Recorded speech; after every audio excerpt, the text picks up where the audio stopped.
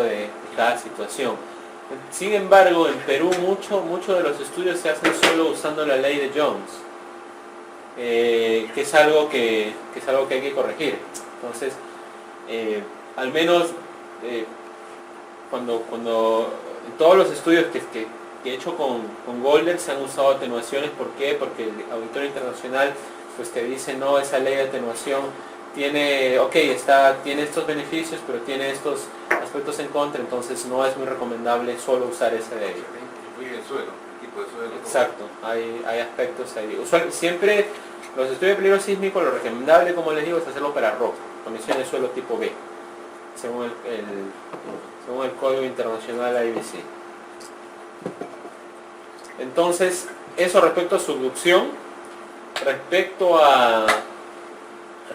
a sismos de corteza, obviamente son menos importantes en Perú, la sismicidad está más dominada por subducción. Entonces usualmente lo que se hace es tomar las leyes del NGA, que significa Next Generation Attenuation, o sea, relaciones de atenuación de nueva generación, que esto de aquí incluso hay una versión ahora que va a salir este año, ahí como parte del trabajo de Berkeley. Entonces ahí sí se usa una ponderación de 0.25 para cada una y fácilmente se saca la sismicidad, ¿no?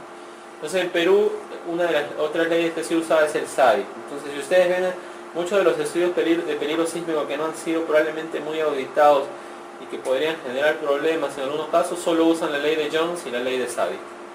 Solo los dos en algunos casos. Lo recomendable es usar ponderaciones. Acerca de lo que se dice de que se ha calculado o debe calcularse la aceleración a nivel de basamento. ¿Y qué sucede cuando tenemos, por ejemplo, proyectos en lagunas antiguas que tienen niveles, en algún caso, ¿no?, niveles freáticos, o incluso en las presas de Relave, por ejemplo, que en verdad es un Correcto. líquido? ¿Qué se hace para hallar la aceleración final? Se hace un estudio de amplificación sísmica. No sé si están familiarizados con, por ejemplo, software como el Shake. No sé si han escuchado el Shake. Se calcula la aceleración a nivel de basamento rocoso, se pone la estratigrafía que hay encima del basamento y se hace la amplificación de las ondas sísmicas desde el basamento al lugar de interés. Eso de ahí tiene mucho menor incertidumbre que usar una ley de atenuación directamente para suelo, porque también existen, ustedes pueden ver esto de, ¿dónde está el cuadrito que les puse? Está después, ¿no?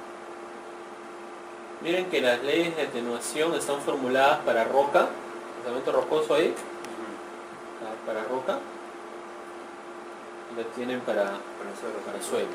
Entonces, para ese escenario que usted menciona existen dos posibilidades. O yo uso la ley de atenuación directamente, que es para un suelo, pero un suelo es un suelo, no es un suelo, una descripción general. O hago el estudio para roca, donde tengo una mejor instrumentación y una mayor confiabilidad, y de acuerdo a las condiciones locales específicas del proyecto hago la amplificación sísmica.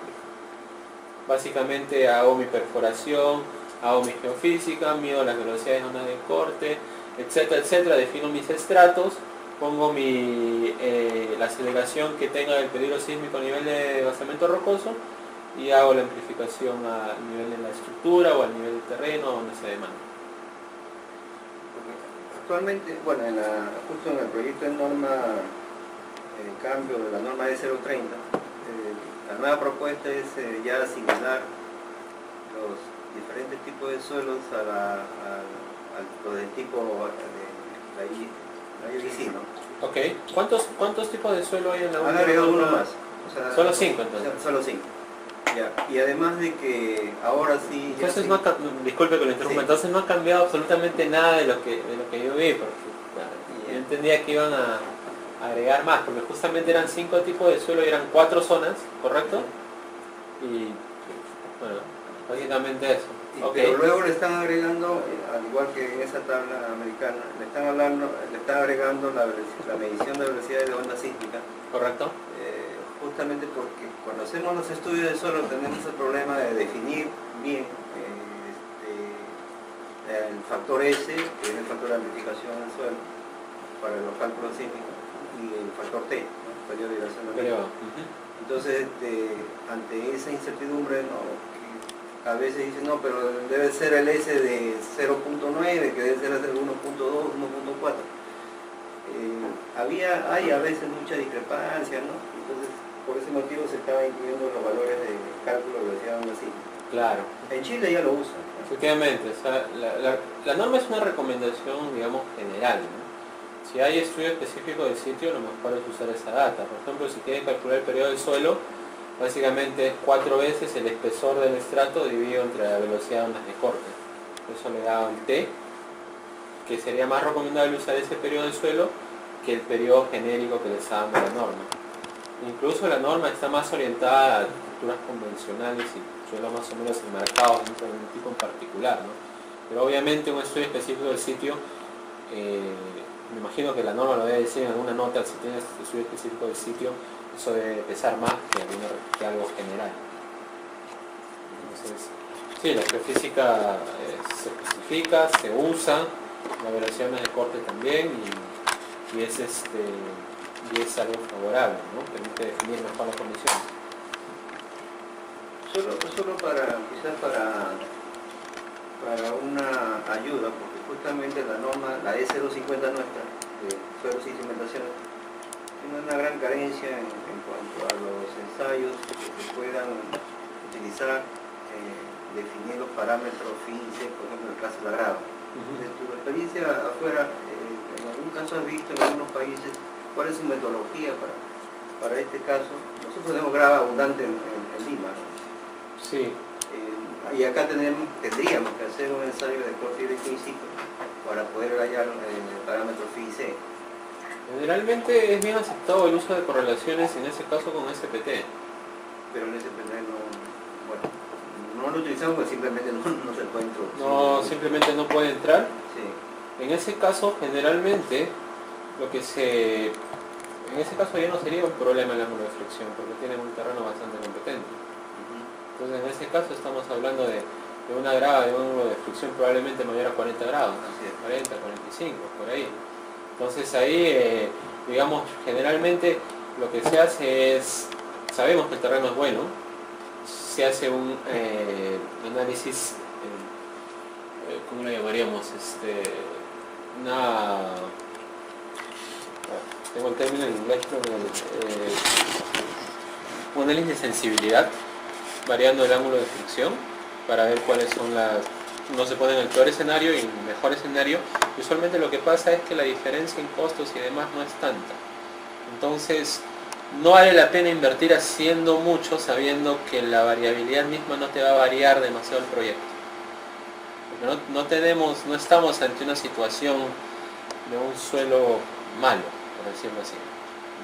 Entonces no es que ahora obviamente si se quiere hacer si se quiere sacar algo mucho más refinado, sí hay unos equipos triaxiales que son unas celdas mucho más grandes y ahí sí tienen la capacidad de poner bloques gravosos considerables y ahí puedes hacer el ensayo triaxial y con esa capacidad de celda y puedes sacar un ángulo de fricción, obviamente. Pero desde el punto de vista de ingeniería, yo como ingeniero, si sé que ese parámetro no me va a alterar de manera significativa el proyecto, simplemente diría que bueno, no es un parámetro crítico. Pero sí, a veces eso es la ingeniería, ¿no? Como ingeniero yo lo que tengo que hacer es solucionar problemas y ver lo que sea mejor para el proyecto. Ahora, si me voy al lado de la investigación, de que se puede sacar un valor refinado, sí, por supuesto. Claro que sí. En la UNI actualmente están haciendo un ensayo de corte directo en grava. El in situ. Ya han acondicionado, digamos, un equipamiento en el mismo lugar. Han excavado, han hecho una caja de concreto, sobre la cual van a apoyar, ¿no? la gata, el marco, etc. Y finalmente hacen un ensayo de corte directo, ya con muestra, por supuesto, remoldeada, ¿no? Pero en cantidad muy grande, porque el bloque tiene que ser también igualmente grande.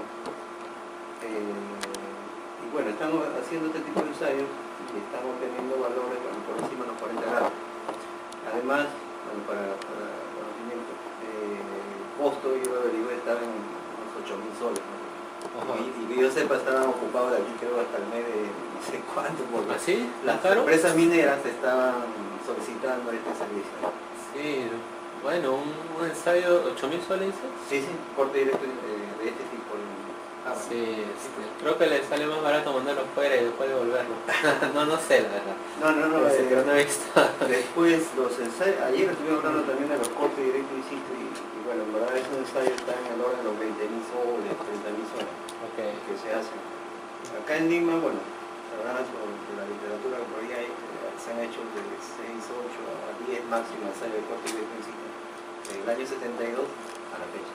Okay. O sea que tenemos Sí, 50 años pues, y solamente lo he hecho unos cuantos ensayos. sí, el doctor Alba es el que ahí ha hecho, me parece, algunos, incluso ahí en el acantilado, Sí. para la zona de la Costa Verde. Para ahí hay ensayos, no me acuerdo el nombre del tesista, pero sí hay. Sí, pero allá, solo contándole un poco, no es usual ver los ensayos in situ. Primero porque para que tú excaves algo en algún lugar, o sea, tienes que tener permisos de la A a la Z, allá. Entonces usualmente lo que se hace es más enviar a las universidades y tienen equipos que tienen unas capacidades múltiples y pueden sacar esos parámetros y demás, pero al final en muchos casos, no digo en todos, resulta no siendo un parámetro crítico, ¿no? Me dicen, el mismo factor de seguridad asumimos un factor de seguridad absorbe esa incertidumbre que digamos podamos tener. Sí, pues la literatura misma, también los libros de mecánica del suelo no incluyen muchos análisis, mucha teoría en suelo gravoso. Generalmente la vemos en arenas y Claro, sí. sí. Ahí hay, bueno, es que hay mucha data que no ha sido publicada también, pero sí hay. Yo sé de compañías mineras que, bueno, una de las empresas son de enrocado, hay mucho ensayo con enrocado, pero muchas veces esa data no es publicada, ¿no? Pero, sí, eso. Sí, La porque- referencia sería LEPS, de repente. Lex. LEPS tiene bastante de lo que es Rockfield. Entonces, por ejemplo, en LEPS lo que usted va a ver es que usted puede expresar bueno, va a haber una ecuación más o menos así. El ángulo de fricción para un Rockfield, un material gravoso, es un ángulo de fricción inercial menos el logaritmo natural de la presión de confinamiento entre la presión atmosférica. ¿Qué quiere decir? Que en una estructura, por darles un ejemplo, una presa, si el ángulo de fricción acá es 40 grados, el ángulo de fricción acá es 35. Disminuye con el confinamiento.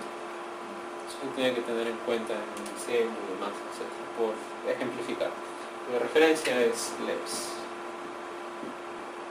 Tenemos nosotros la dirección del curso para la colocación de pilotes y los parámetros siempre miramos en terreno rocoso, y de ahí hay que afinar a otro tipo de terreno. El comportamiento del mar es muy diferente, muy difícil, entonces el parámetro de diseños para pilotes marinos es diferente a lo que estamos conversando. Sí, obviamente, es como cuando nosotros hacemos un diseño, consideras una carga viva, consideras una carga muerta, consideras distintos tipos de cargas, ¿no? Entonces ahí habría que, todo lo que hemos visto ahora es una de las posibles cargas, que es la carga sísmica, cómo es que se cuantifica. El día de mañana se va a ver ya no solo la cuantificación, sino la implementación de esa cuantificación en cuanto a diseño. Y obviamente, aparte de esa cuantificación, existen otras condiciones, como bien usted indica, que tienen que ser consideradas en diseño también, que son otros escenarios. Y habría que ver qué tanta importancia ponerle a un escenario respecto a otro y demás, ¿no? Para poder tener todas las consideraciones en consideración. Que sea de la Molina,